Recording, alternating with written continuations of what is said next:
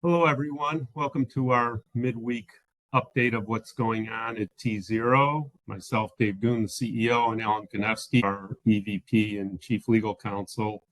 I'm going to chat a little bit about what we've been up to. This past week, we had a new offering on the platform, C3 Bullion, that got listed, I believe, yesterday.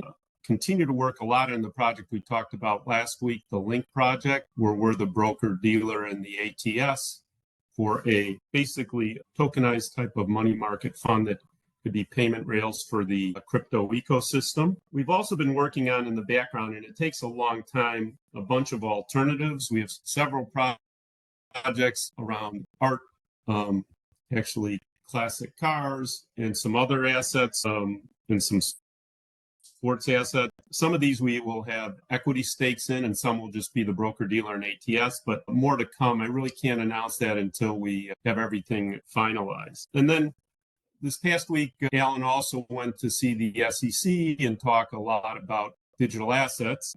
And I thought Alan could explain, as you all know, we have a special purpose broker dealer that can custody digital assets, but we're thinking about ways that could be expanded to include more crypto. So, Alan, how do you think we can have a special purpose broker dealer or even a regular broker dealer do crypto in a more efficient manner other than all these state licenses? Maybe you can explain that to everyone. Yeah, absolutely, Dave. Thank you very much.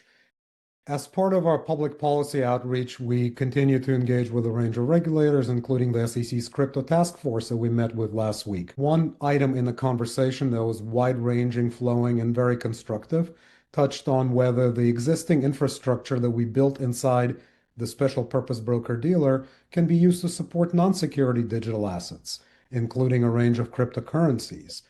As we talked about before, we partnered with Fireblocks to use best of breed wallet and key management technology. That technology, in a sense, is asset agnostic. It can be used to support tokenized securities. It can also be used with minimal adjustments to support cryptocurrencies. And so a lot of the infrastructure that you would need, including wallet and key management processes and technology, security protocols, policies and procedures, trained personnel, that we already have inside the special purpose broker dealer to support tokenized securities can be used to support cryptocurrencies if they were permitted to be custodied or potentially custodied and offered and traded out of a broker dealer. That's a very live topic. This idea of universal platforms, of super apps, how Chairman Atkins referred to them recently, is very hot and heavy in the industry. It's something that we've talked about a lot from a multi and cross asset perspective.